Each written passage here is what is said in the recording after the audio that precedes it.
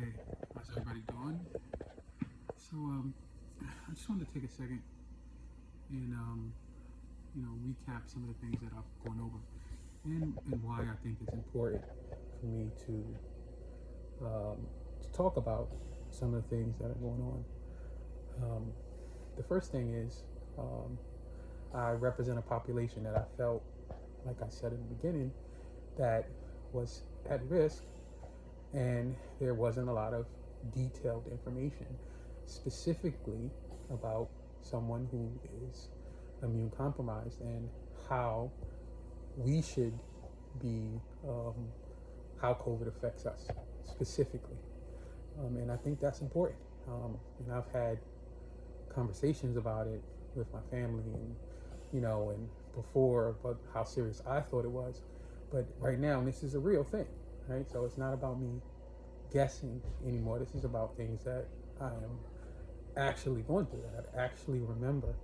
And I feel fortunate, right? I feel lucky that a lot of things for me mistakenly went well.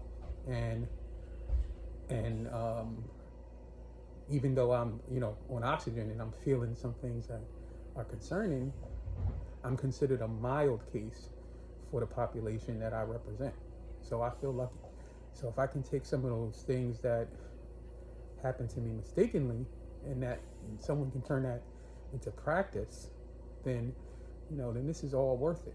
So if there's someone out there right now who, let's say, is immune compromised and is feeling cold and has diarrhea and is thinking that they're going to sleep this off, and they get up because they heard me say get up and walk around and drink some hot liquids and get tested, and they turn out on the right side of something like this, then that's important to me.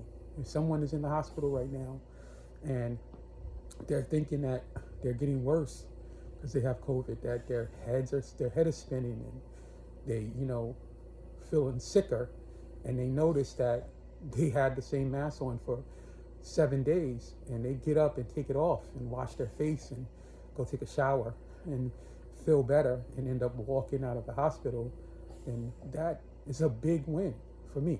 I'm a simple person. I invest in people and individuals. Everyone who knows me, some people may think this is out of character for me to be talking, but it really isn't. This is who I am. Anybody who knows me has probably had some advice from me, whether solicited or unsolicited, about some kind of philosophical thing that's been going on in your life. I've always had a way of talking to people and a perspective, and people respond to what I say. So this is just being me for everybody, as opposed to the people that know me personally. And the third thing is that this is important, right? I think that, again, I feel like I'm a mild case, right? I was in the hospital. It just so happens some things went right for me. But I seen in the hospital people go from no oxygen to ventilators to lights closing and doors closing and lights flashing, like people were coding out. So as much as we think and we want this to be over, it's still affecting some people. And I used to have debates with my cousin about the severity of COVID and how serious should we take it. Everybody's tired of wearing masks. Everybody's tired of social distancing. It hasn't killed as many people as the Spanish flu. But let me tell you from experience that on the numbers in New York City, if something would have happened differently with me, the number would have went from, 500,000 to 501. And everybody would have thought it was a big win for COVID that day. It would have been like, hey, we only lost one person. COVID is almost over. But if that one person was me, I have 2 kids. I have a wife. I have friends and family whose life will never be the same if things would have went different for me. If that one person was me, that would affect. That's a big one for me. So, you know, I'm here talking about this because I really do take stock in people. Anybody that I can help, anybody that I've helped in the past, or anybody I can help in the future, if one person is one person, and that person has a tree of other people, and that are connected to them, and I really take that seriously. So when I see these numbers on the screen, from the beginning, I seen people, and me having been one of those people, that's what people should see. So I'm not doing this. I'm doing this because I believe that some of the things that happened to me fell into place. And if we can make some of these things, practice as opposed to fall into place and save one person, then this is all worth it.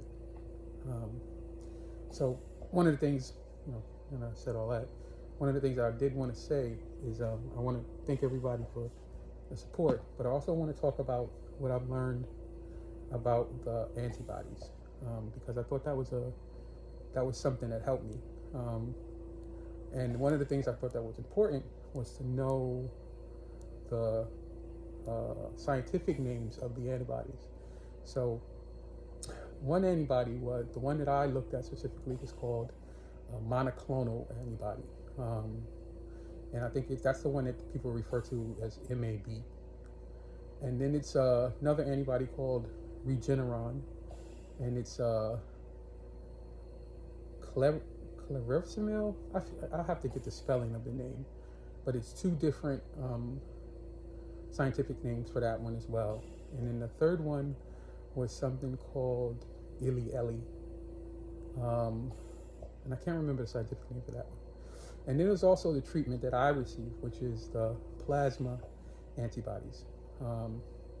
So I think what I found after doing, research over the years and actually having to take one is that the biggest difference between the treatment that I received, which was the plasma antibodies, and the antibodies that are out there, is that for the ones that are out there, the MAB, the Regeneron, and the Eli, those are man-made antibodies, meaning that someone had the coronavirus, they synthesized just the antibody for the coronavirus, and then they made it, they created something that just attacked the coronavirus. So it's no other antibodies in those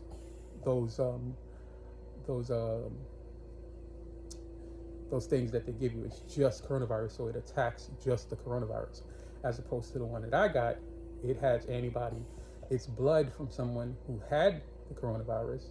They synthesized it and made it into plasma, and they had that antibody is there, but it could also have the antibodies of anything else that person has. So if that person recovered from the flu or recovered from cancer, whatever, and they had antibodies in their system, all of those antibodies would be in the plasma antibodies. And from the doctor's perspective, they think that the man-made ones would be more potent because they're only going to work on COVID, as opposed to the one I got. It'll help with COVID, but it's not directly helping specifically with COVID. And that's the biggest difference. I'm sure it's more medical stuff involved in it, but that's the main difference between the three antibodies. And again, I can't really say whether they work because as I talk more about this, I never got the one that I wanted, and there's risk. All of the antibodies are emergency use, meaning that it's not a big enough population yet to say whether they're effective or not, right? So they're doing it because we're in a pandemic and they've had some success, but it's not enough information to say whether some of those people are going to get sicker or better or die or whatever. The data is not there. And even in the one that I took for the plasma antibody, it's complications with that. I just read today that it's complications of it could be different types of things within the plasma. I don't know how good they are at cleaning plasma in this particular process. So anything you do when it comes to the doctors, there's risk involved. If you think that it's one thing out there that's 100% safe, it's not. What you got to do is just weigh how you feel to the risk of taking whatever medication that's out there. For me, I knew that I was afraid enough of the coronavirus and how I was feeling or where I thought this was going, that I was willing to risk the side effects to get the treatment so that I can be here for my kids. So again, thanks everybody for the support.